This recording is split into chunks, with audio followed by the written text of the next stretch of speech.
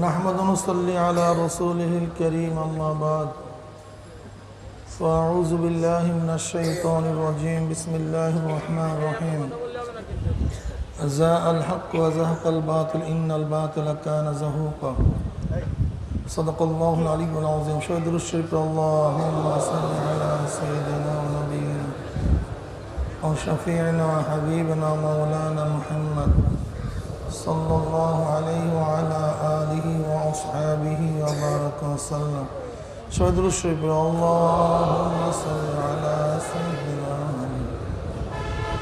وحبيبنا مولانا محمد صلى الله عليه وعلى آله وأصحابه وبارك وسلم اللهم صل على سيدنا ونبينا شفيعنا وحبيبنا مولانا محمد صلى الله عليه وعلى آله وأصحابه وبارك وسلم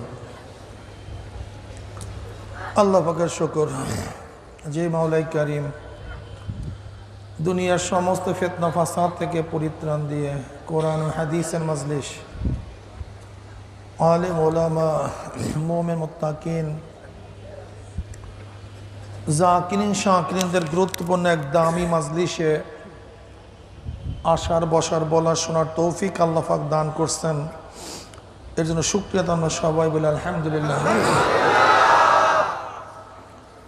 রাত্র অনেক হয়ে গেছে, ওলামায়ে কেরাম 2 দিন পর্যন্ত বয়ান করছেন। আমি তো মনে করি কোনো সাইড বাকি আছে বলে আমার মনে হয় না, কি কথা ঠিক না? আসলে তো আমরা শুনি বেশি, করি কম, কিন্তু সাহাবায়ে কেরাম রাদিয়াল্লাহু আজমাইন শুনতেন কম, আমল করতেন বেশি। এবং বুজুর্গানি দিনের এইটাই নিয়ম ছিল। আব্দুল কাদের জিলানী রহমতুল্লাহ আলাইহির দরবারে এক মুরব্বী বয়ান শোনার জন্য আসছে। কিছুক্ষণ বয়ান শোনার পরে রওনা করছে। মজলিসের লোকেরা চিন্তা করতেছে এই ব্যক্তি কোথায় বাড়ি, কাছে তো হবেই না, যদি কাছে হইতো তো সবাই চিনতাম, নিশ্চিত লোকটা দূরে, আসছে কেন, যায় কেন? একজনের প্রশ্ন, ভাই আপনার বাড়ি অমুক দেশে, ও তো অনেক দূরে, আসছেন কেন? কলে হজরতের বয়ান শোনার জন্য। যে যান কেন? কলে বয়ান শোনা শেষ। এবার কেমন কথা, আমরা সারাদিন বয়ান শুনি, এরপর আফসুদা মিটে না, আরো বয়ান শুনতে মনে চায়। আর আপনার বয়ান শোনা শেষ? বলে ভাই আমি বুড়া মানুষ, বেশি বয়ান মনে রাখতে পারবো না।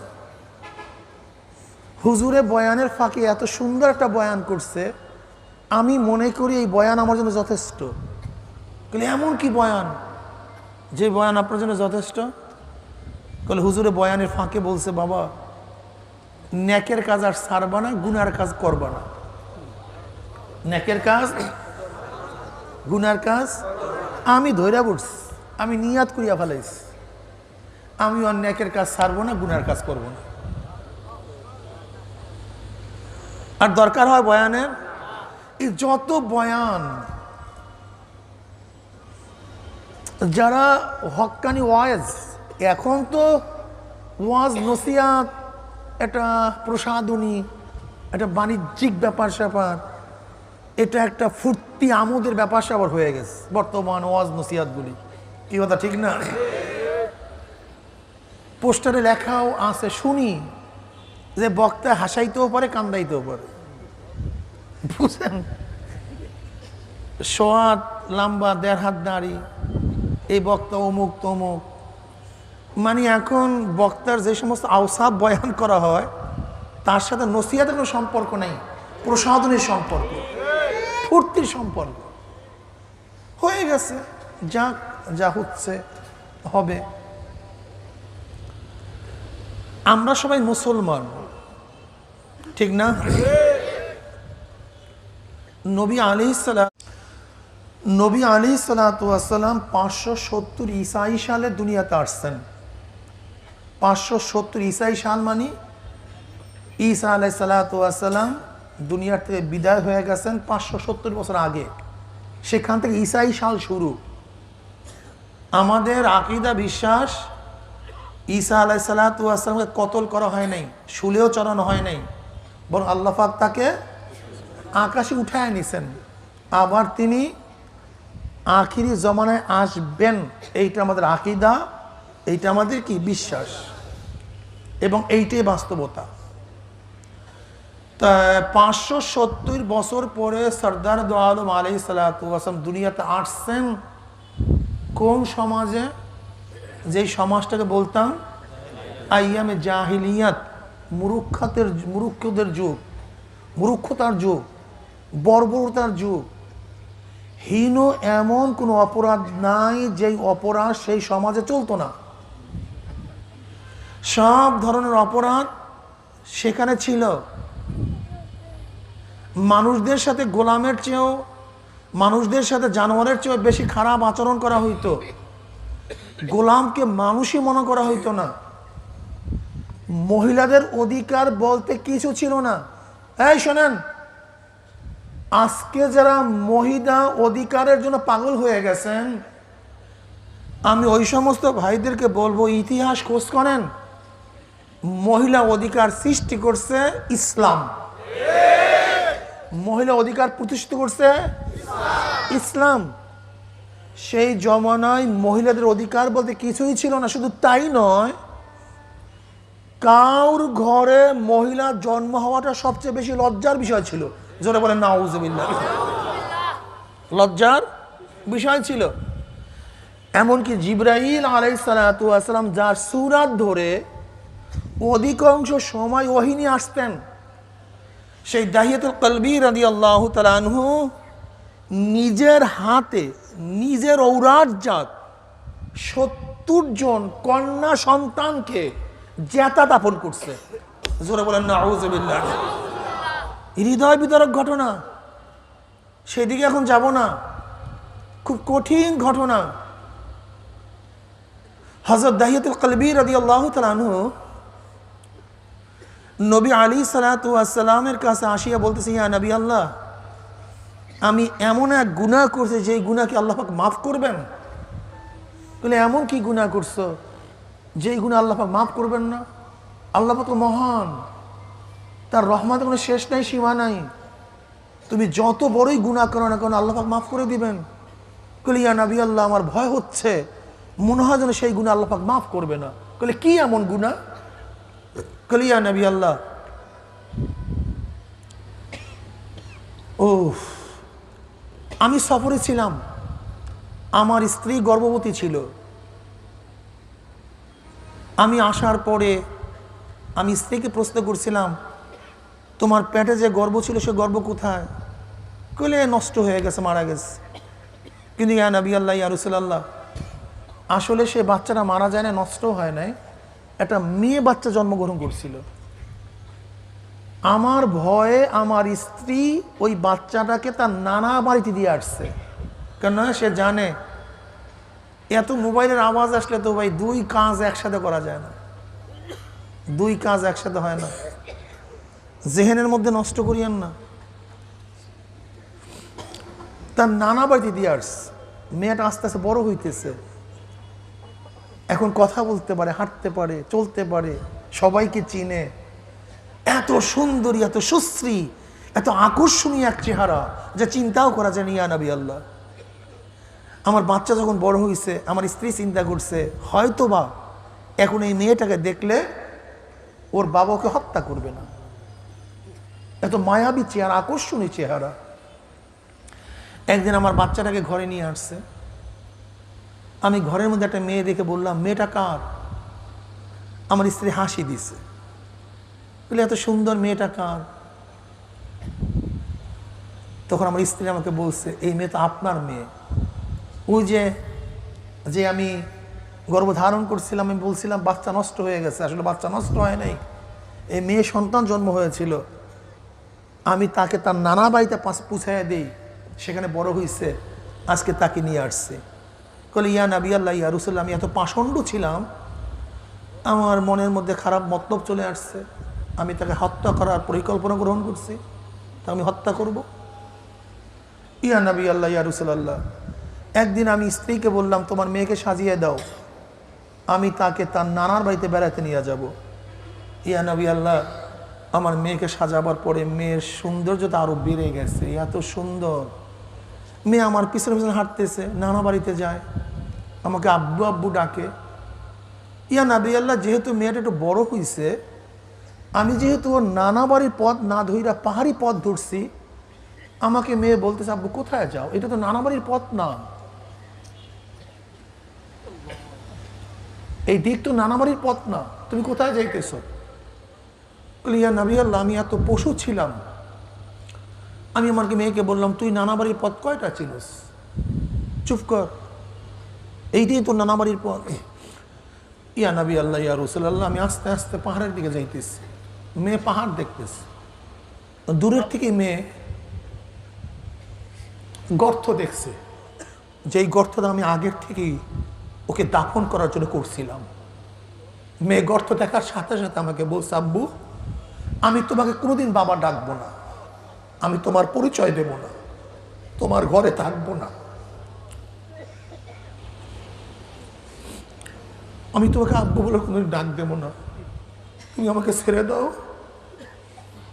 আমাকে হত্যা করো না। ইয়া নবী আল্লাহ, ইয়া রাসূলুল্লাহ, মেয়ে যার যার করে কাঁদতেছে, কিন্তু আমার কলিজার মধ্যে মায়া বলতে কিছুই ছিল না। যখনই গর্তের কাছে নিয়ে আসছি, মেয়ে আমার পাও জড়াইয়া ধরছে, আব্বু তুমি আমাকে মানিও না, আমাকে হত্যা করিও না। কিন্তু যতই কান্না কান্দে না করিয়া নবী আল্লাহ, আমি লাথি মেরে তাকে গর্তের মধ্যে ফালাইয়া দিলাম। মেয়েটা আব্বু আব্বু আব্বু আব্বু করে ডাকতেছে, কিন্তু ইয়া নবী আল্লাহ, ইয়া রাসূলুল্লাহ, আমি সে জ্যাতা অবস্থায় মেয়েটাকে দাফন করতেছি, মাটি দিতে আছে, মেয়েটা চিল্লাইতেছে, ইয়া নবী আল্লাহ, আমি সেই স্মৃতি ভুলতে পারি না, সে আওয়াজ আমি কোনোদিন ভুলতে পারি না। ইয়া নবী আল্লাহ, ইয়া রাসূলুল্লাহ, এই গুনাহ কি আল্লাহ পাক মাফ করবে? এই গুনাহ কি আল্লাহ পাক ক্ষমা করবে? এই হাদিস শোনার পরে, এই কথা শোনার পরে নবী আলাইহিস সালাতু ওয়াস সালাম জার জার করে কাঁদতেছে, সাহাবারা কাঁদতেছে, বলে দাহিয়াতুল কলবি, এও কি কোনো মানুষ করতে পারে? এই কাজ কোনো মানুষের দ্বারা সম্ভব? এই হাদিস শোনার পরে কান্না সুন্নাত, এই ঘটনা শোনার পরে আমার নবী কাঁদছে।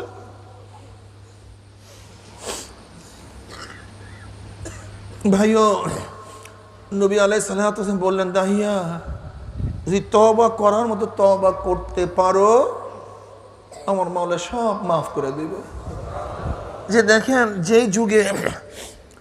যেই যুগে মেয়ে কন্যা সন্তান জন্ম হওয়া অপমানের বিষয় ছিল, অথচ আমার নবী কি বলছে, যে একটা কন্যার বাবা হবে, সেই কন্যাকে লালন পালন করে দিনদার বানিয়ে বিবাহ দিবে, আল্লাহ পাক রব্বুল আলামিন তার জন্য জান্নাত দিয়ে দিবেন।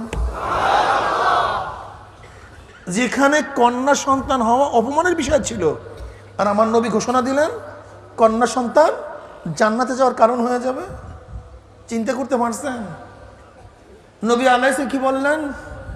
সবচেয়ে বেশি হকদার মা, মা সুম্মা উম্মুকা, উম্মুকা উম্মুকা, তোমার মা, তোমার মা, তোমার মা।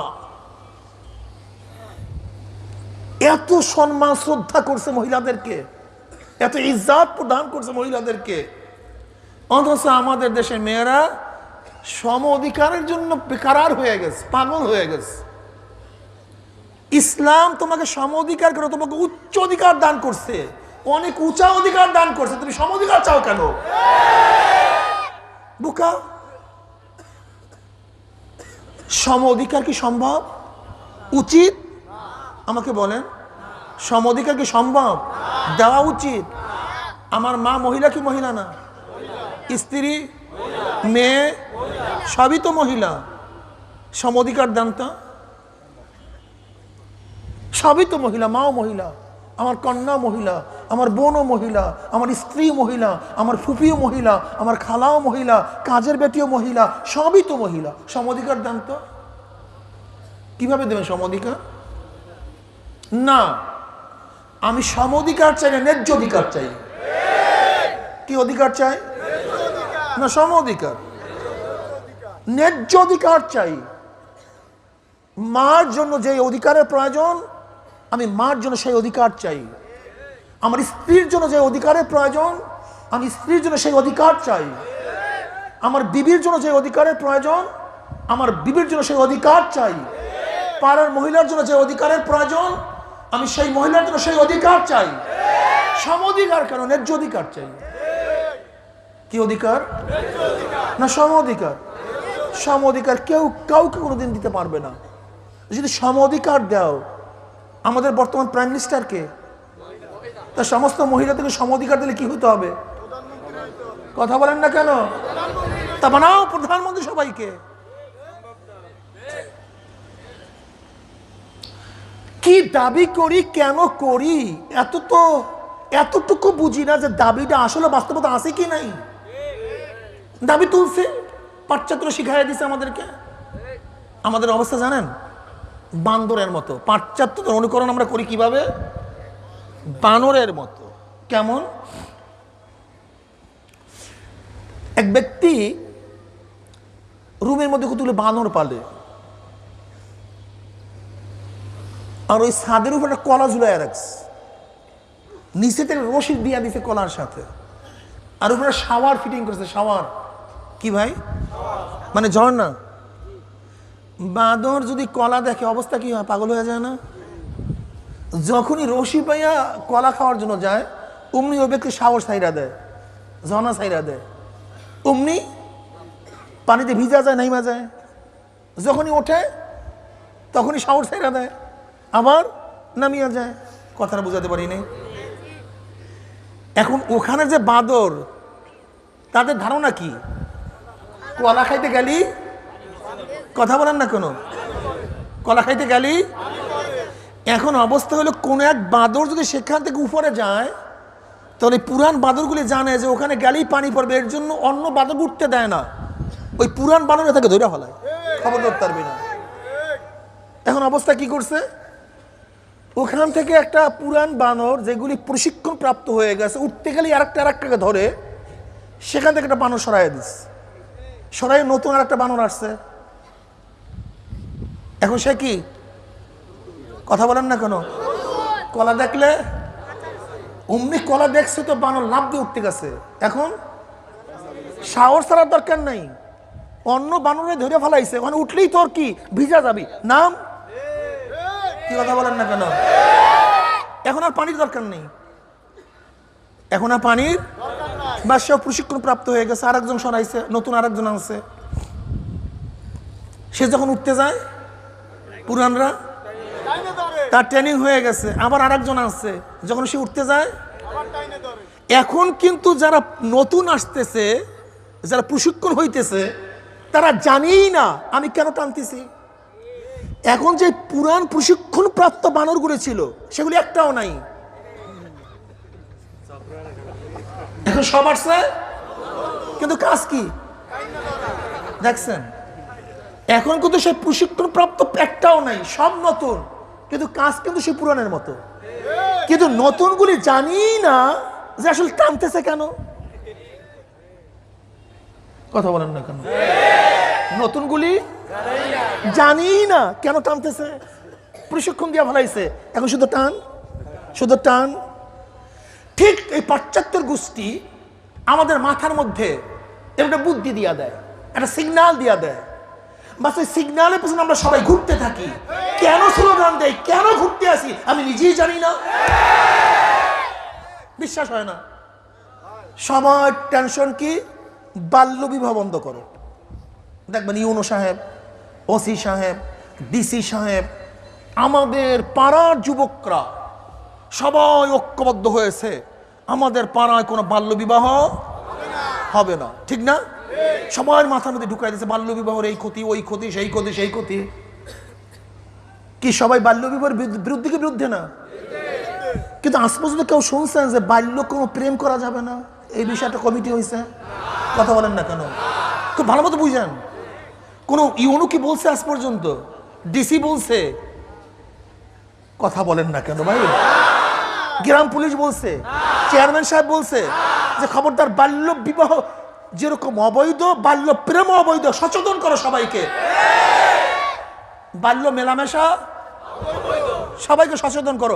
আজ পর্যন্ত স্লোগান শুনছেন, অথচ বাল্য বিবাহ এই এই এই এই এই এই এই এই এই ক্ষতির এত বিশাল ফিরিস্তি, অথচ বিবাহ ব্যতীত কাজগুলি করতেছে, এই ব্যাপারে কার কোনো সতর্কতা নাই। তার মানে এখন আমরা বান্দরের কায়দা হয়ে গেছে। এই প্রশিক্ষণ বান্দর আমাদেরকে যা প্রশিক্ষণ দিছে এর মধ্যে ক্ষতি আছে কি নাই দেখার বিষয় না। আর এক বান্দর ঢুকছে তো তাকে টান শুরু করছে। আপনি চিন্তা করতে পারছেন যে বাল্য বিবাহের যদি এতই ক্ষতি হয়ে থাকে, তাহলে আমি বলবো ফজিলাতুন্নেসা সাহেবের বিবাহ হয়েছিল কয় বছরে? আমাদের শেখ সাহেব বিবাহ করছিলেন কয় বছরে? ইতিহাস খোঁজেন, ইতিহাস দেখেন। আপনার দাদির বিবাহ হয়েছিল কয় বছরে? আপনার দাদার বিবাহ হয়েছিল কয় বছরে? আপনি বুড়া মানুষ 50 বছরের যারা বয়সে আছেন, এখানে যারা 50-এর উপরে বয়সে আছেন, আমি চ্যালেঞ্জ দিয়া বললাম প্রত্যেকের মায়ের তখন বয়স ছিল 15-এর নিচে। প্রত্যেকের মায়ের বয়স 15-এর নিচে ছিল। কিন্তু ওই আমাদেরকে বান্দরের কেসা শিখাইয়া দিস, বাল্য বিবাহ ক্ষতি, বাল্য বিবাহ ক্ষতি। যদি বলে বাল্য ধর্ষণের অবস্থা কি, বলে তো কোনো অসুবিধা নেই। যদি বলে জাহাঙ্গীরনগর ইউনিভার্সিটির ট্রাঙ্কের বাচ্চার অবস্থা কি হবে, বলে এটা কোনো সমস্যার কারণ না। যদি বলি কয়েকদিন আগে যে নর্দমার মধ্যে বনি আদমকে পাওয়া গেছে কুকুরের মুখের মধ্যে, কুকুরের মুখের মধ্যে বনি আদম, কুকুরের মুখের মধ্যে বনি আদম, কুকুর বনি আদমকে নিয়ে টান হেসরা করতেছে, ড্রিঙ্কের মধ্যে বনি আদম পড়ে আছে, নর্দমার মধ্যে আজকে বনি আদম ভাসতেছে। এর অবস্থা কি হবে বল?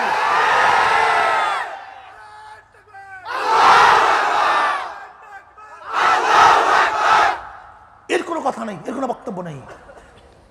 বক্তব্য বাল্য বিবাহ, বাল্য বিবাহ, বাল্য বিবাহ। অথচ ক্ষতি কি, মেরিট কি, ডিমেরিট কি, লাভ কি, লস কি আমরা কেউ জানি না।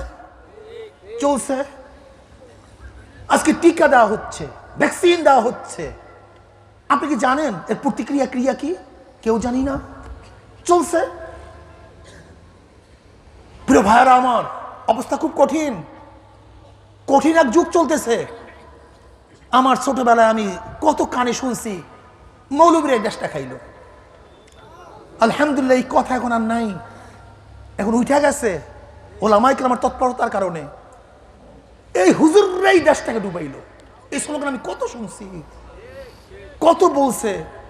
যদি প্রশ্ন করে ভাই তুমি স্লোগান দিচ্ছ হুজুররাই দেশটা খাইলো, হুজুররাই দেশটাকে ডুবাইলো, পিয়ন থেকে প্রাইম মিনিস্টার পর্যন্ত সব জায়গায় তো তোরা, হুজুর তো এক জায়গাও নেই, তা দেশটা হুজুররা ডুবাইলো কেমনে? কথা বুঝেন নাই? এই গবেষণা করার সুরাত তার না, ওখানে শাওয়ার আছে কি নাই, ওখানে কি বৃষ্টি পড়ে কি পড়ে নাই চিন্তা নাই তো, প্রশিক্ষণ হয়ে গেছে। এখন স্লোগান একটা উঠায় দেব, চলতে থাকবে। মৌলবাদী সাম্প্রদায়িক শক্তি, সাম্প্রদায়িক শক্তি বলতে মুসলমান, সাম্প্রদায়িক শক্তি বলতে ওরা কাকে বুঝায়? মুসলমান বুঝায়। এটা সাম্প্রদায়িক শক্তি। দেখবেন যত এই মাথার চুল ওঠা বুদ্ধিজীবীরা, এরা আপনার প্রথম বক্তব্যই দিবে সম্প্রদায়দের বিরুদ্ধে আমাদের আন্দোলন করতে হবে, সংগ্রাম করতে হবে, অমুক করতে হবে, তমুক করতে হবে। আমি বললাম অমুক করতে হবে, তমুক করতে হবে, তাই শুধু মুসলমানদের উপরে আঙ্গুলটা যায় কেন? বেঈমানদের পুজো যায় না কেন? খ্রিস্টানদের বিরুদ্ধে তোমার আঙ্গুল যায় না কেন? হিন্দুদের বিরুদ্ধে তোমার আঙ্গুল ওঠে না কেন? নাস্তিকদের বিরুদ্ধে তোমার আঙ্গুল ওঠে না কেন? কোন দিকে আঙ্গুল যায় না। সাম্প্রদায়িক বলতে ওই আঙ্গুল শুধু এই আমাদের গোলাম রহমান সাহেবের মাথার উপরে, এই মুফতি সাহেবদের মাথার মধ্যে, ওই যে বান্দরের কেসা শিখাইয়া দিছে, চলছে। এই বান্দরের গোষ্ঠীর বক্তব্য শুনলাম যে বাংলাদেশ সাম্প্রদায়িক মুক্ত হওয়ার জন্য দরকারটা কি? আমাদের বাঙালি জাতি হিসেবে নিজের পরিচয় দেয়া। কি জাতি? এই বাঙালি জাতির মাধ্যমে তোমাদেরকে রাখি বন্ধন করাইতেছে, উলুধ্বনি দেওয়াইতেছে, পেঁচা নিয়ে তোমাদেরকে সামনের স্লোগান দেওয়া হচ্ছে, এই বাঙালি জাতি। অথচ শেরে বাংলা ফজলুল হক কি বলছে? শেরে বাংলা ফজলুল হক নিজে বলছে, শেরে বাংলা ফজলুল হকের ইতিহাস পড়ো, তার সম্পর্কে জানো। বর্তমান পোলাপানের পড়াশোনাও নেই, ইতিহাস জানে না, নিজের দেশের ইতিহাস জানে না, মুসলিম ইতিহাস তারা জানে না। বাংলাদেশ কিভাবে স্বাধীন হইল, এর ভূমিকায় কারা ছিল, পোলাপান জানেই না। ওই বান্দরের গোষ্ঠী যে স্লোগান তাদের মাথায় দিয়ে দেয়, ওই স্লোগান অনুযায়ী চলতে থাকে, বাস সেই স্লোগান অনুযায়ী চলতে থাকে। শেরে বাংলা ফজলুল হক বলছে, আগে আমি মুসলমান, তারপর আমি বাঙালি। আগে কি? আগে আমি মুসলমান, ফার্স্ট পরিচয় আমি মুসলমান, তারপর আমি অমুক তমুক সমুক। কি কথা বলেন না কেন? আমি আগে আওয়ামী লীগ না আগে মুসলমান? আগে চরমনি না আগে মুসলমান? আগে বিএনপি না আগে মুসলমান? আগে বাঙালি না আগে মুসলমান? আগে বাংলাদেশি না আগে মুসলমান? আগে মুসলমান, তারপর সব পরিচয়। আগে আমি ফার্স্ট মুসলমান। আমার ইসলামের সাথে যেখানে সংঘর্ষ হবে, ইসলামের সাথে ইসলাম ভেঙে যাবে না, যার সাথে টাকলাবে সেটা ভেঙে যাবে। এইবার বলেন তো, ভালো মতো বুঝিয়া বলিয়েন, ভালো মতো বুঝিয়া জবাব দিয়েন। ইসলামের সাথে যদি আমার দলের টক্কর লাগে, দল থাকবে না ইসলাম থাকবে? হ্যাঁ, ভালো মতো ছেলেরা বুঝিয়া বলি, খবরদার। ইসলামের সাথে বাবার টক্কর লাগে, বাবা থাকবে না ইসলাম থাকবে? ইসলামের সাথে স্ত্রীর টক্কর লাগে, স্ত্রী থাকবে না বাবা ইসলাম থাকবে? আমার ছেলের টক্কর লাগলে, মেয়ের টক্কর লাগলে, ব্যবসার টক্কর লাগলে, আমার নেতার টক্কর লাগলে, আমার দেশের টক্কর লাগলে, ইসলাম আগে থাকবে। ইসলাম যেখানে টক্কর লাগবে, ইসলামের টক্করে সেটা ভেঙে যাবে, ইসলাম ভাঙবে না। লা তাজিদু কওমান ইউমিনুনা বিল্লাহি ওয়াল ইয়াউমিল আখির ইউয়াদুনা মান হাদ্দাল্লাহু ওয়া রাসূলুহু ওয়ালাউ কানু আবাআহুম আও আবনাআহুম আও ইখওয়ানাহুম আও আশীরাতাহুম। ইসলামের সাথে যা টক্কর লাগবে সব চুরমার হয়ে যাবে, আমার ইসলাম ঠিক থাকবে। আর আমাদের অবস্থা কি ভাই বলেন তো, আমাকে বলেন তো বাবা। ইসলামের সাথে যা টক্কর লাগে, ইসলাম ভেঙে যায় আর সব ঠিক থাকে। আমার দলের লাগে ইসলামের টক্কর লাগলে দল ঠিক, ইসলাম গোল্লায় যায় যাক। আমার নেতার সাথে টক্কর লাগে, নেতাজি আসসালাম সেলুট, তোর ইসলাম বাঁধবে, অদ্য হবে কি? আরে মুসলমানের গোষ্ঠী, এই তোমাদের ইসলাম, এই তোমাদের মুসলমানি। এই ইসলাম দিয়া পুলসিরাত পাড়ি দেওয়া যায় না বোকা। এই ইসলাম দিয়া কবরে আলোকিত করা যায় না রে বোকা। এই ইসলাম দিয়ে আরশে নিচে জায়গা পাওয়া যায় না। এই ইসলাম দিয়া বেঈমানদের বিরুদ্ধে বিজয় হওয়া যায় না। এই ইসলাম দিয়ে বিজয় হওয়া যায় না। এ তো কোনো হাইসিয়াতই রাখে না, এ তো কোনো মেটাল না, এ কিচ্ছুই না, কিমাতি কোনো জিনিস না। ইসলামের ফোকাস দিয়া যেই দিকে তাকাবা সব ধ্বংস হয়ে যাবে, ইসলাম ঠিক থাকবে। ইমানের ফোকাস দিয়া যেই দিকে রোগ করবা সব খালি হয়ে যাবে। দস্ত দস্তায় দরিয়াবি নেহি সোরে हमने, दस्त दस्त है दरिया भी नहीं सोरे हमने, बहरे जुल्मत में दौड़ा दिया घोड़ा हमने, अलम तरा अन्नल्लाह जल्लला बहरहु व अनज़ला बिल कुफ्फारि बिहादि ज़लाइली। मुसलमान तो भिन्न जिनिस, इस्लाम तो भिन्न जिनिस। তুমি কোথাকার ইসলাম, কোথাকার মুসলমান? তুমি মুসলমান একটা মুনাফিক। মুনাফিক মসজিদে গেলে টুপি একটা কপালে গাড়ে, আবার মন্দিরে গেলে ঠিক মতো ঢোল কলার মধ্যে নিয়ে ধম ধম বাজাতে থাকে। মন্দিরে গেলে কি স্লোগান দেয়? ধর্ম যার যার, জোরে বলেন না নাউজুবিল্লাহ। ধর্ম যার যার না উৎসব তার তার? ধর্ম যার যার না সবার? যদি স্লোগান ঠিক হয় তাই স্ত্রী যার যার, অধিকার সবার। আরে ভাই মিলাই দিলাম, অসুবিধা, সমস্যা কি?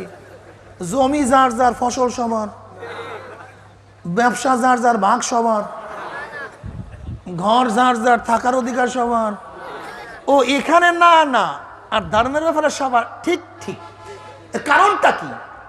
যদি তাই হয়, ধর্ম যার যার, উৎসব সবারই হয়, তাহলে গরু জবে দেওয়ার সময় তোমার চেহারা কালো হয়ে যায় কেন?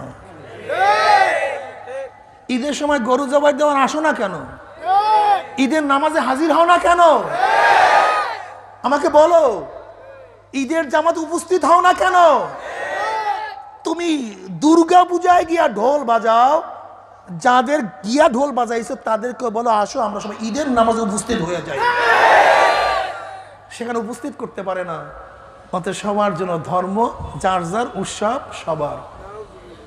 এরা যাদের ধর্ম নাই তারাই স্লোগান দিতে পারে, কিন্তু যাদের ধর্ম আছে তারা এই স্লোগান কোনোদিন দিতে পারে। বড় স্লোগান কি হবে? তার তার জন্ম যার যার, উৎসব তার তার, সবার হতে পারে না। এইটা মুসলমানকে বেঈমান বানার কৌশল মাত্র, অন্য কিছু না। কথা বুঝেন না?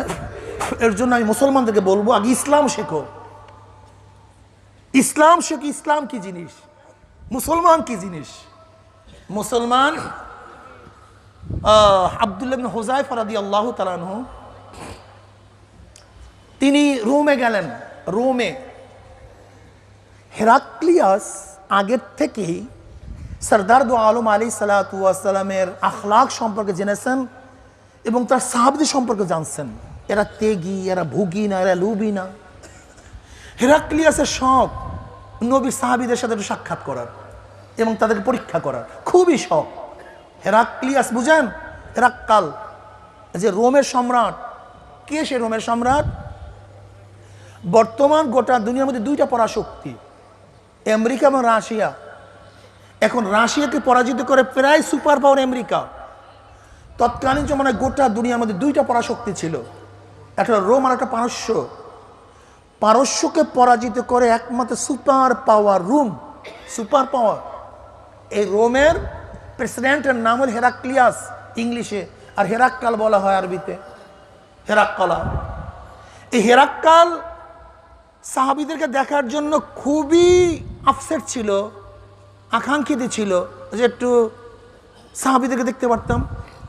আব্দুল্লাহ ইবনে হুযায়ফা রাদিয়াল্লাহু যখন রোমের মধ্যে ঢুকছে, যেহেতু আগের থেকেই তার বলা ছিল সমস্ত প্রাদেশিক শাসকদের কাছে সাহাবীদেরকে দেখার সাথে সাথে অ্যারেস্ট করিয়া হেরাক্লিয়াসের দরবারে তাদেরকে নিয়ে গেছে।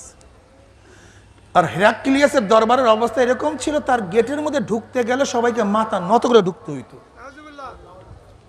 এটা তার নিয়ম। এখন আব্দুল্লাহ ইবনে হুযায়ফা রাদিয়াল্লাহু চিন্তা করছে, মুসলমান তো আল্লাহ ব্যতীত কারোর সামনে মাথা নত করতে পারে না, আমি ঢুকবো কিভাবে? অথচ গেট নিচু, ঢুকতে গেলে মাথা ঝুঁকাতে হবে। আব্দুল্লাহ ইবনে হুযায়ফা রাদিয়াল্লাহু চিন্তা করছেন, মাথা তো নত করা যাবে না, নতুন কৌশল পদ্ধতি গ্রহণ করতে হবে। সেই পদ্ধতিটা কি? আগে পাও বাড়াতে হবে, মাথা পিছনে রাখতে হবে। আব্দুল্লাহ ইবনে হুযায়ফা রাদিয়াল্লাহু তাআলা আনহু হেরাক্লিয়ার দরবারে প্রথম পাও ঢুকাইয়া দিছেন। এখন পাও কোন দিকে? হেরাক্লিয়ার দিকে। এমন কোন মানুষ নাই, বাপের পুত নাই ওই জমানায়, এমন কোন বাপের পুত নাই যে বাপের পুত হেরাক্লিয়ার সামনে আঙ্গুল নাড়াবে। এরকম বাপের পুত জন্ম হয় নাই কেউ। যারা ইতিহাস জানেন তারা বুঝবেন হেরাক্লিয়াস কি। তৎকালীন জমানায় সমস্ত গোটা, আরে ভাই তখন তো আমেরিকা আবিষ্কারই হয় নাই। আমেরিকা তো আবিষ্কার 1498 ঈসাই সালে। 1498 ঈসাই সালে ভাস্কো দা গামার কলম্বাস পর্তুগিজ একই সাথে ভারত বিজয় করার জন্য রওনা করছে। ভারত বিজয় করবে নৌপথে, পানি পথে, উভয়ের টার্গেট ছিল ভারতে হাজির হবে। কিন্তু ভাস্কো দা গামা ঠিকই ভারতে সুরাটে চলে আসছে, কিন্তু কলম্বাস সে ভুল করে আমেরিকার দিকে চলে গেছে। কিন্তু তৎকালীন জমানায় আমেরিকা নামে বা এখানে কোনো ভূখণ্ড আছে এটা কোনো মানুষের মাথায় ছিল না। ওটা ভিন্ন একটা প্রদেশ, তো সাগরের উপর, এখানে কোনো মানুষ বসবাস করে কিনা জানি না কেউ। এর জন্য সাগরের মধ্যে যেখানে কোনো দ্বীপ দেখছে কলম্বাস, সেইটাই মনে করছে ইন্ডিয়ারই অংশ। কিসের অংশ? এটা ভিন্ন এক জায়গায় চলে আসছে, এটা সে ধারণাই করে নাই। এর জন্য দেখবেন ওয়েস্ট ইন্ডিজ শব্দ কি? ওয়েস্ট ইন্ডিজ, পশ্চিম ইন্ডিয়া। আসলে ওরা ওয়েস্ট ইন্ডিজ পশ্চিম ইন্ডিয়া ছিল না, ইন্ডিয়া প্রদেশেই ছিল না, কিন্তু তার তো জানাই ছিল না ভিন্ন কোনো জগৎ আছে। তা যাই হোক, এই দুইজন তো নাম ছিল ভারত বিজয় করার জন্য 1498 সালে। এ তো মাত্র কয়েকশো বছর আগে, 200 বছর আগে, 300 বছর আগের ব্যাপার। কি কথা ঠিক না? আর আমি বলতেছি 500-600 হিজরি, প্রায় ওই সময়ের কথা বলতেছি, ওই সময়ের কথা বলতেছি, 600 হিজরির কথা বলতেছি, প্রায় 627, 527 কম ধরেন, ওই 90-90 হবে। হযরত ওমর ইবনে খাত্তাব রাদিয়াল্লাহু 27 হিজরিতে দুনিয়াতে বিদায় হয়ে গেছে, 27 হিজরিতে। তা যাই হোক, 23 হিজরিতে, ভুল, 23 হিজরি দুনিয়া থেকে বিদায় হয়ে গেছে, তাহলে 23 হিজরি হবে। তা হযরত ওমর ইবনে খাত্তাব রাদিয়াল্লাহু জমানায় আব্দুল্লাহ ইবনে হুযায়ফা রাদিয়াল্লাহু তাআলা আনহু সেখানে গেছেন, পাও সামনে বাড়ায় দিস, পরিষদের সবাই তলোয়ার নিয়ে দাঁড়ায় গেছে, তলোয়ার নিয়ে। যে এত বড় সাহসকার যে রোম সম্রাটের সামনে পাও বাড়াবে। কিন্তু হেরাক্লিয়াসের তো তাদেরকে পরীক্ষা করার উদ্দেশ্য, যদি মেরে ফেলে তাহলে পরীক্ষা হবে। এর জন্য তার ভাই যখন তলোয়ার নিয়ে দাঁড়ায় গেছে, থামো, কিছু বলিও না, আমাকে পরীক্ষা করতে দাও। গিয়া ইসলামী কায়দে সালাম দিস। মুসলমান, এই ঘটনা আমার বলা উদ্দেশ্য না, আমি ওলামাদেরকেও বলবো, এই ঘটনা আপনারা সবাই জানেন, শোনানো উদ্দেশ্য না, আমার উদ্দেশ্য এখান থেকে শিক্ষা গ্রহণ করা। কি গ্রহণ করা? তারাও মুসলমান ছিল, ওদের নামের পিছনে কি ছিল? ইসলাম। আর আমাদের নামের পিছনেও, কিন্তু পার্থক্যটা কি, কোয়ালিটির পার্থক্যটা কি, আমি শুধু সেটা বলতে চাই। হযরত আব্দুল্লাহ ইবনে হুযায়ফা রাদিয়াল্লাহু তাআলা ঢুইকা ডাইরেক্ট হেরাক্লিয়াসের পাশের সিটে বসে গেছে, সবাই দাঁড়ায় গেছে। বাবারে, হেরাক্লিয়াসের পাশে বসার ক্ষমতা কে রাখে? তলোয়ার বের করে ফেলাইছে, এবার আর ছাড়াই যায় না। কিন্তু হেরাক্লিয়াস খবরদার কিচ্ছু বলবে না, বসে পড়ছে। অথচ গায়ের মধ্যে জামা একটা কবে ধুইছে আল্লাহই ভালো জানে, কাপড় ময়লা, দুইটা কাপড় দিয়ে আবৃত করা, বেদুইনদের ভেষ, চাকচিক্য বলতে কিচ্ছু ছিল না। কিন্তু তাদের অন্তরের মধ্যে ছিল আল্লাহর বরক্ত।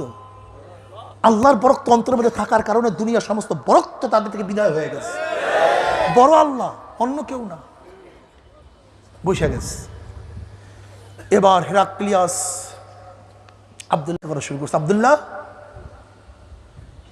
মামুন সম্রাট, আমি তোমাকে একটা প্রস্তাব দিতে চাই। তাহলে কি প্রস্তাব? বলতেছে, আমার একটা সুন্দরী সুশ্রী মেয়ে আছে, রমণী খুবই আকর্ষণীয়, আমি তোমার কাছে বিবাহ দিতে চাই। শুধু একটা শর্ত। কি শর্ত? তোমার ঈমান ত্যাগ করতে হবে। কি ত্যাগ করতে হবে?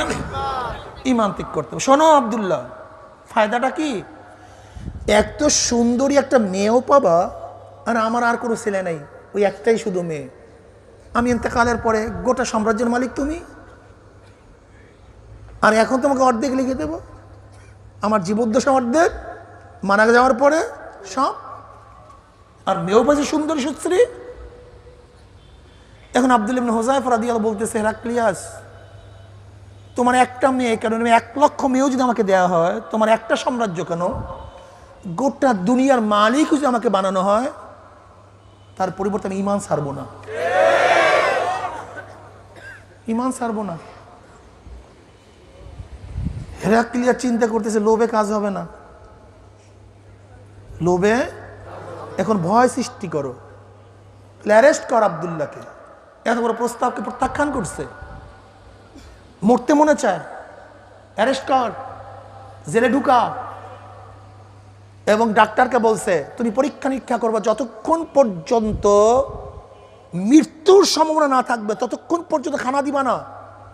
আর যখন দেখবা এখন মৃত্যু হয়ে যাবে খানা না দিলে, তখন আমার কাছে বলবা, আমি যেই খানা দিতে বলবো সেই খানা তার কাছে প্লেস করবা। জেলের মধ্যে আবদ্ধ, ক্ষুধার্ত, কিছুই দেয় না, না পানি না খাদ্য, বেহুশের মতো পড়ে আছে। এবার ডাক্তার বলতেছে, হেরাক্লিয়াস মহামান্য সম্রাট, এখন যদি খানা পেশ না করা হয় তাহলে আর বাঁচবে না। এবার হেরাক্লিয়াস বলতে, যাও তাদের কাছে শুয়ারের গোশত নিয়ে যাও এবং পানির পরিবর্তে মদ নিয়ে যাও। এতদিন পরে খানা নিয়ে গেছে, ক্ষুধার্ত অবস্থায়, খানা সামনে, খানা খাবে। ডাক্তার বলছে, দেখো শোনো, তোমার সামনে যে খানা প্লেস করা হয়েছে এই গোশ হিসাবে শুয়ারের গোশ, পানির বর্তমানে শরাব, এর বাইরে কোনো খানা বরাদ্দ নেই, খেলে খেতেও পারো, না খেলে মুখতে পারো। আপনি আমি কি করতাম? হ্যাঁ, আহওয়ানুল বালিয়াতাইন, ঠিক না? জান বাঁচানো ফরজ, কি কথা ঠিক না?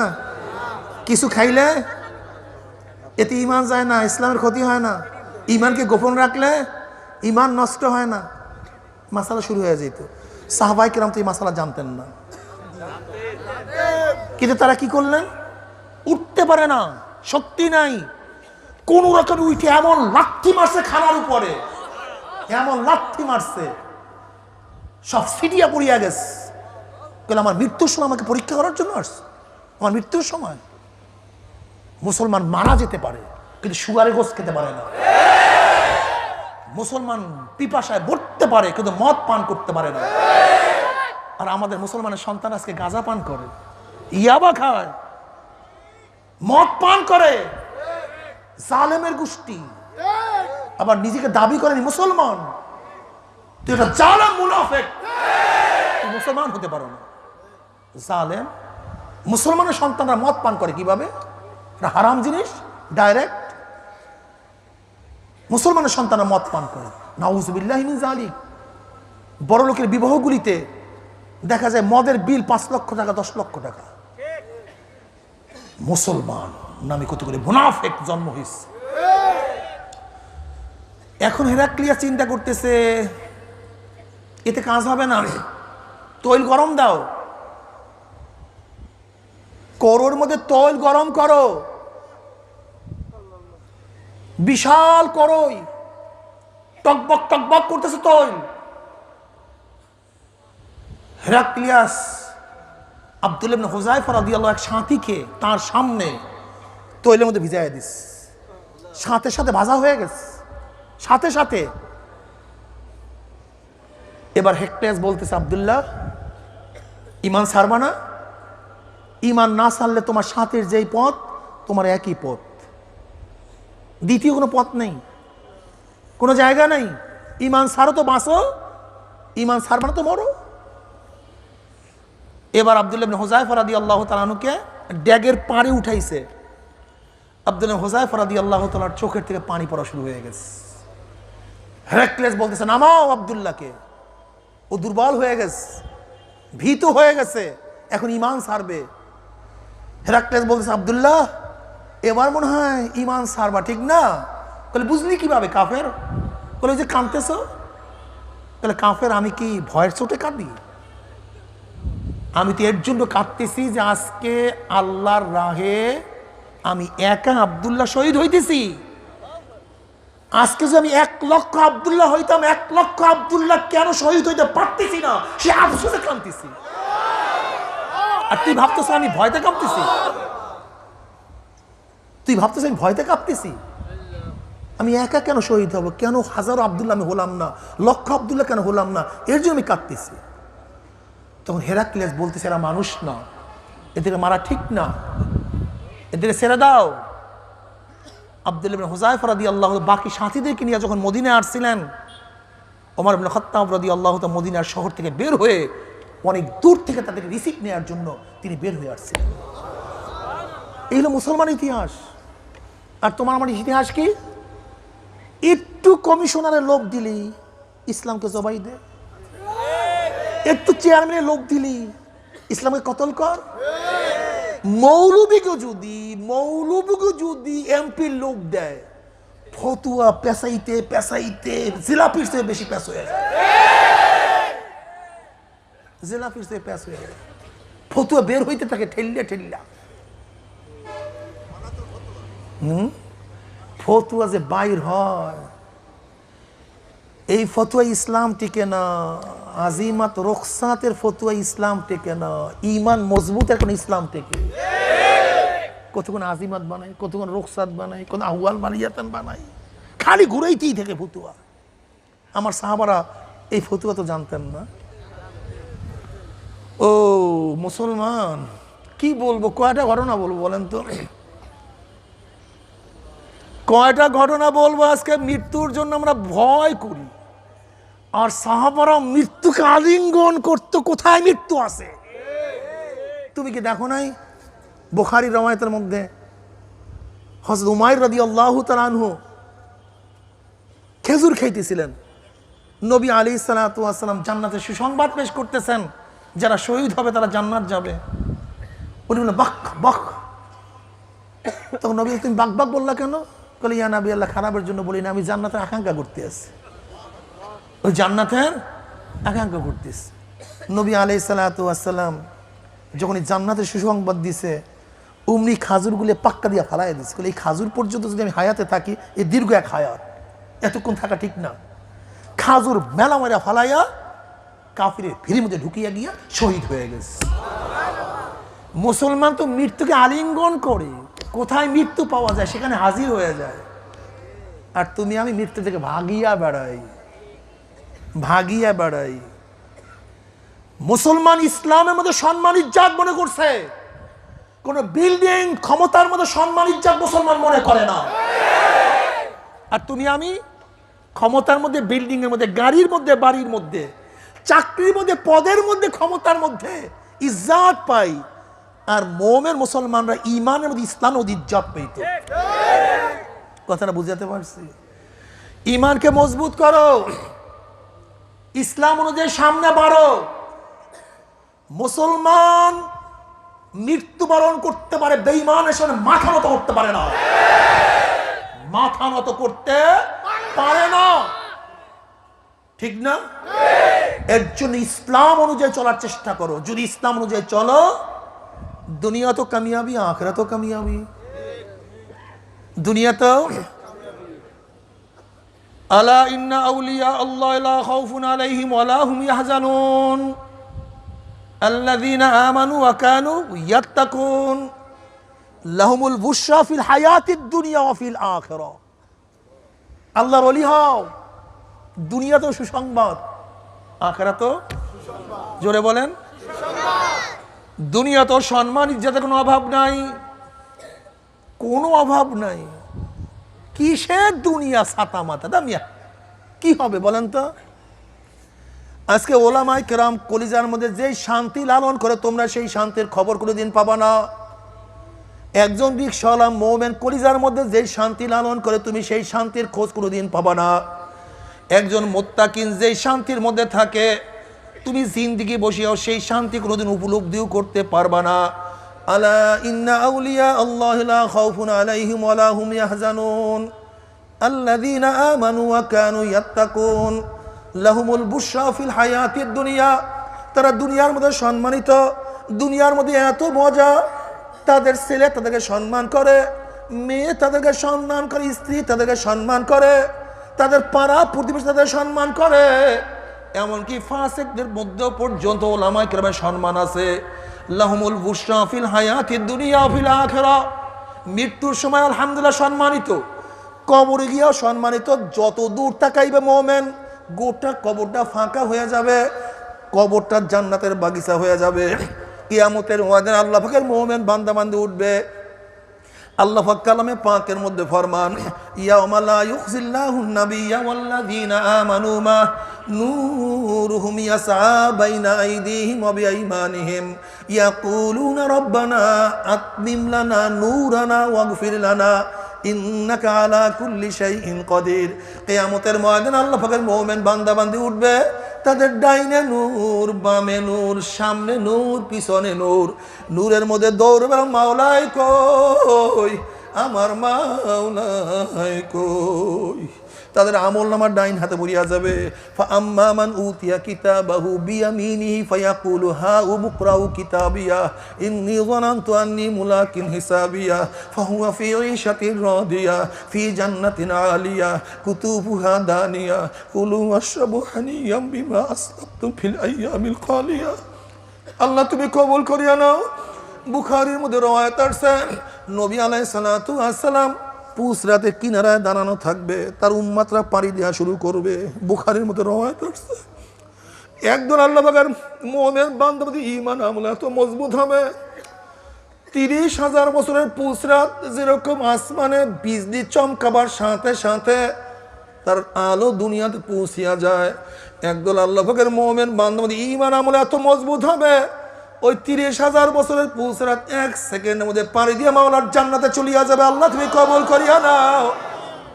আমার নবী দাঁড়ানো থাকবে, আল্লাহ তুমি কবুল করিয়া নিও।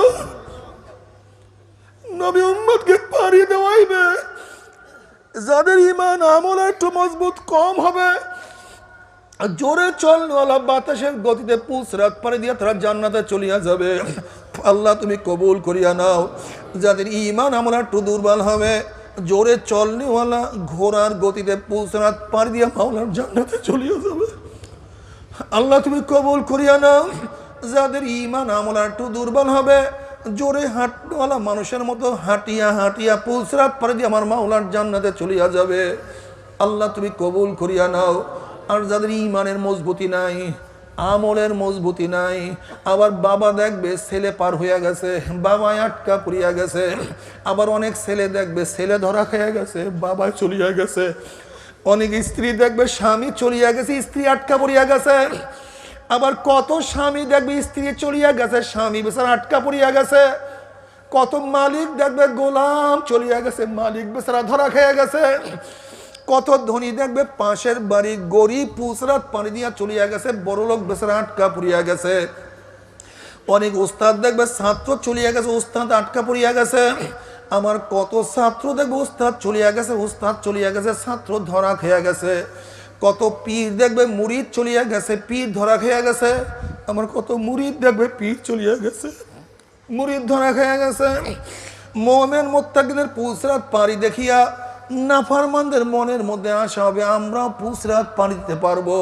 যখন ঈমানবিহীন আমলবিহীন হামাগুড়ি হাপ্পুর দিয়া আস্তে আস্তে আস্তে আস্তে পুসরাত উঠবে, অমনি কাটিয়া কাটিয়া কাটিয়া পিছলাইয়া পিছলাইয়া ঘুম ঘুম করে জাহান্নামে পড়িয়া যাবে, আর তো মনে হয় জাহান্নাম থেকে উঠবে না।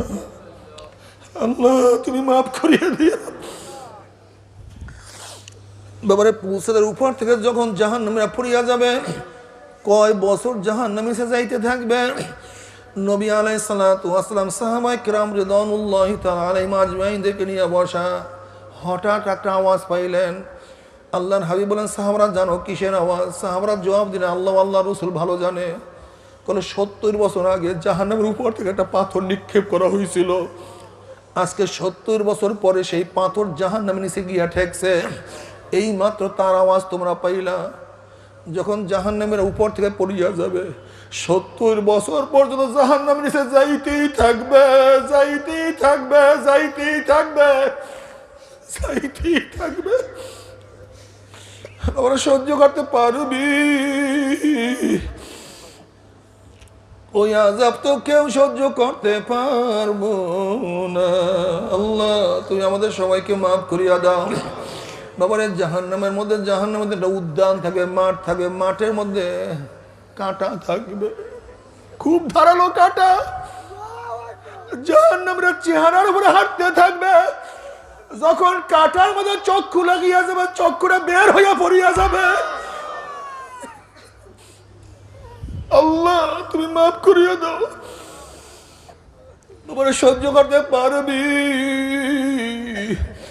ওই জাহান্নামের 1 সেকেন্ড যাব কেউ তো সহ্য করতে পারবো না। বলে কেউ যদি বলতে পারো আমার পাও ধরলে আমি আর গুনার কাজ করবো না, বাবা আল্লাহর কসম করে বলতে আছি সবার সামনে তোমার 100 বার পা ধরতে রাজি আছি রে বাবা, তারপরেও গুনার কামের কাছেও যাইও না। বলতে পারো হুজুর গুনার কাজ আমি করবো, জাহান্নামে আমি যাব, আপনি এত ব্যস্ত হন, আপনি কেনই আমার হাতে পায়ে ধরতে চান?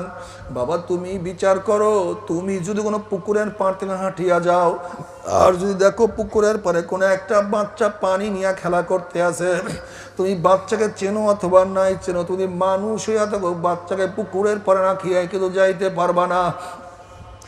যখন তুমি বাচ্চাকে পানির থেকে তুলবা, বাচ্চা তোমাকে লাথি দিবে, কামড় দিবে, গালি দিবে, তখন তুমি বাচ্চাকে বলবো, রে বাচ্চা তুমি তো বুঝো না, তুমি পানির খেলার মজা পাইয়া পানির সাথে খেলতে আসো, বাধা দেওয়ার কারণে তোমাকে লাথি দাও, কামড় দাও, গালি দাও। ওরে বাচ্চা পানির সাথে খেলতে খেলতে খেলতে খেলতে হঠাৎ যদি পানির মধ্যে পড়িয়া যাও, আর তোমার সহজে পানির থেকে উঠবা না। বাবারা আমরাও করেন এবং হাদিসের দৃষ্টিতে দেখতে আছি, কতকে আল্লাহ ফাকের বান্দাবান্দি সিনেমায় মজা পাইয়া, দাড়ি কাটায় মজা পাইয়া, বেপর্দায় জেনায় মজা পাইয়া, দুনিয়ার ক্ষমতায় মজা পাইয়া, সুদে ঘুষে মজা পাইয়া, গাঁজাইয়া বা মদের মধ্যে মজা পাইয়া, এক কথায় গুনার কাছে মজা পাইয়া জাহান্নামের কিনারায় বসে খেলা করতে আছে, আনন্দ ফুর্তি নাচা নাচির মধ্যে লিপ্ত হয়ে আছে। আল্লাহ না করুক, আল্লাহ না করুক, আল্লাহ না করুক, এই খেলা করা অবস্থায়, নাচানাচি করা অবস্থায় হঠাৎ যদি পিছন থেকে আজরাইল ধাক্কা দিয়া আবার অমনি উল্টে ঘুম করে জাহান্নামের মধ্যে পড়িয়া যাবে রে বাবা, আর তো মনে হয় সহজে জাহান্নাম থেকে উঠবা না। ও বেনমাজি তুমি কি দেখো নাই, কত বেনমাজি বাবারা নামাজ ধরার আগে দুনিয়ার থেকে বিদায় হয়ে গেছে। এ আমার বিরোধীরা বাবারা তুমি কি দেখো নাই, আমার কত বাবারা রোজা রাখার আগে দুনিয়ার থেকে বিদায় হয়ে গেছে। এ আমার দাড়ি কেমন না বাবারা তুমি কি দেখো নাই, আমার কত বাবারা দাড়ি রাখবো রাখবো করতে করতে দাড়ি ছাড়াই দুনিয়ার থেকে বিদায় হয়ে গেছে। ও মদ কর তুমি কি দেখো নাই, কত মদ খোর মদ পান করতে করতে আজরাইল লাথি মারিয়া জাহান্নামে ফলাইয়া দিছে। তুমি আগামীকাল বাঁচবা, তওবা করবা, মাওলাকে রাজি খুশি করিয়া মাওলার কবরে যাবা। এই গ্যারান্টি তোমাকে কে দিছে রে বাবা? নফস এবং শয়তান ছাড়া এই গ্যারান্টি কেউ দিতে পারে না। তবে মুমিন মুসলমান বলতে সবাই মনে চায় গুনার থেকে ফিরিয়া নেক আমল করিয়া মাওলার জান্নাতে কিন্তু সবাই যাইতে মনে চায়, গুনাহ নিয়া মাওলার জাহান্নামে কাউরি কিন্তু যাইতে মনে চায় না। কিন্তু কেনই বা আমরা নেক আমল করতে পারি না, কেনই বা গুনার কাম ছাড়তে পারি না? এর মূল কারণ হলো আপনার এবং আমার পিছনে নফস এবং শয়তান লাগিয়া রইছে। এই নফস এবং শয়তান থেকে ফেরার জন্য যে কোনো একজন হক্কানি আল্লাহর ওলির হাতে হাত দিতে হবে রে বাবা। খবরদার, বর্তমান জমানায় পীর মুরিদের শিরক, বেদাত, হিংসা, হাসাদ, ব্যবসা বাণিজ্যে পরিণত হয়ে গেছে। সমস্ত আল্লাহর ওলির একমত, যেই পীরের 5 জন মুরিদের মধ্যে কম পক্ষে 3 জনকে দেখবা আলহামদুলিল্লাহ সুন্নাত মুআফিক আমল আকলাক মজবুত হয়ে যাইতে আছে, গুনার কাম ছাড়তে আছে, নেকের আমল ধরতে আছে, কলব নরম হইয়া চোখে পানি আসতে আছে। বৃক্ষতর নাম কি, ফলে পরিচয় আমি চরমুনাই বুঝি না। চরমুনার দাওয়াত, প্রশংসা, প্রচার প্রসার করার জন্য আসিনে রে বাবা। চরমুনাই যাওয়ার তোমার কোনো দরকার নাই, কোনো দরকার নাই, কোনো দরকার নাই। তুমি যার কাছে গিয়া পারো গুনার কাম ছাড়ো, নেকের আমল ধরো, কলব নরম করিয়া চোখে পানি নিয়ে মাওলার কবরে যাইও। যেরকম দুনিয়ার ঘরে আগুন লাগলে পানি ছাড়া নিবানো যায় না, ঠিক তদ্রুপ তোমার এবং আমার গুনার দ্বারা যে জাহান্নামের আগুন জ্বলিয়া রইছে, চোখের পানিও ছাড়া কিন্তু জাহান্নামের আগুন নিবানো সম্ভব না। কাজে বাবা আমার জন্য দোয়া চাই, আমিও দোয়া করি, সবাই সবার জন্য প্রাণ খুলিয়া দোয়া করো, যেন কিয়ামতের ময়দানে গলাগলি বাঁধিয়া মাওলা একসাথে জান্নাতে যাওয়ার তৌফিক দিয়া দাও। আল্লাহুম্মা